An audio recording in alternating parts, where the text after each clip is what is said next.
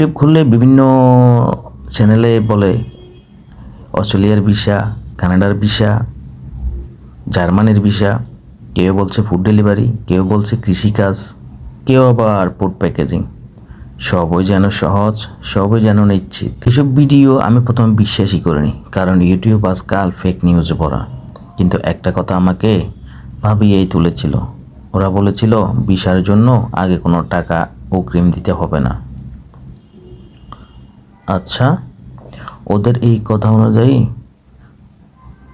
মাসিক বেতন ধরা হবে 2,40,000। কাজটা হবে ফুড প্যাকেজিংয়ের। ভিসার খরচ আগে অগ্রিম নিবে না।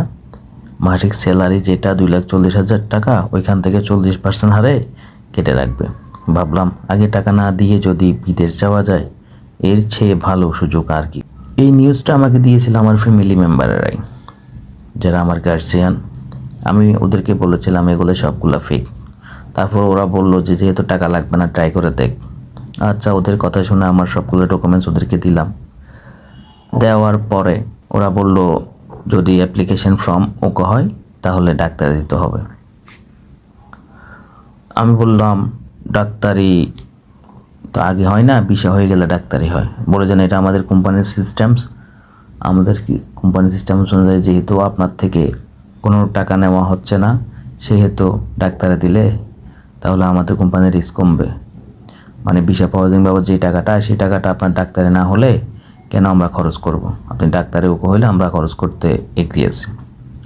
আচ্ছা ওকে, আমি বললাম ঠিক আছে, আপনার অ্যাপ্লিকেশন অ্যাপ্রুভ পেপারটা পাঠান, তারপর আমি এটা ভালোভাবে চেক করব। চেক করার পর আমি আপনার সাথে পরবর্তীতে কথা বলবো। ও বললো ঠিক আছে। একদিন পরে ওরা ভিসার একটা পিডিএফ ফাইল হোয়াটসঅ্যাপ পাঠিয়ে দিল এই নাম্বার থেকে। ওকে চিনে রাখুন, ও হচ্ছে দালাল। ও অনেক মানুষকে এভাবে মনে হয় প্রতারণা করে অনেক টাকা আত্মসাৎ করছে। ওর বিষয়ে আমি নাম্বারটা সহ এখানে দিয়ে রাখলাম। সরকারের বিভিন্ন পর্যায়ের মানুষের কাছে দৃষ্টি আকর্ষণ করলাম, এই ধরনের মানুষদেরকে আপনারা চিহ্নিত করে দ্রুত বিচারের আওতায় এনে ওদেরকে শাস্তি নিশ্চিত করুন। আচ্ছা, পিডিএফ ফাইলটা পাওয়ার পর আমি চেক করব কোথায় চিন্তা করতেছিলাম যে এটা চেক না করলে আমিও বা কেমনে বুঝবো। তারপর হঠাৎ করে মাথা আসলো, আচ্ছা ঠিক আছে ChatGPT তে চেক করে বা ওর সাথে কথা বলে দেখি। আর ওর সাথে কথা বললাম, ও বললো যে এখানে সব কিছু অনেক ধরনের প্রতারণা আছে, মানে কয়েকটা বললো আর কি, যে এই বিষয়গুলো দেখেন। তাহলে আমি বললাম তো আমি বিস্তারিত বুঝতেছি না। তো বললো যে তাহলে আপনি আমাকে ওয়েবসাইটের ঠিকানা দেন বা একটা স্ক্রিনশট নিয়ে করেন বা কোনো একটা ডকুমেন্ট দেন। তা আমি বললাম আমার কাছে পিডিএফ ফাইল আছে, আমি পিডিএফ ফাইলটা আপনাকে পাঠাচ্ছি। বললো যে হ্যাঁ দেন। পিডিএফ ফাইলটা দেখার পরেই তো ও বললো ভাই এটা তো সম্পূর্ণ ফেক।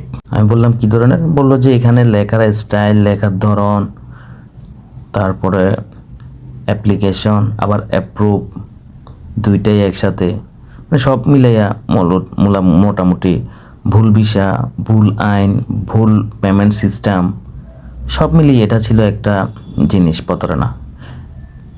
কারণ অস্ট্রেলিয়ান এম্বাসি কখনো টাকা নেয় না কোনো অ্যাকাউন্টস মানে পেমেন্ট সিস্টেমের মাধ্যমে। তারপরে হচ্ছে যে ওরা এখানে টাকা চাইও না।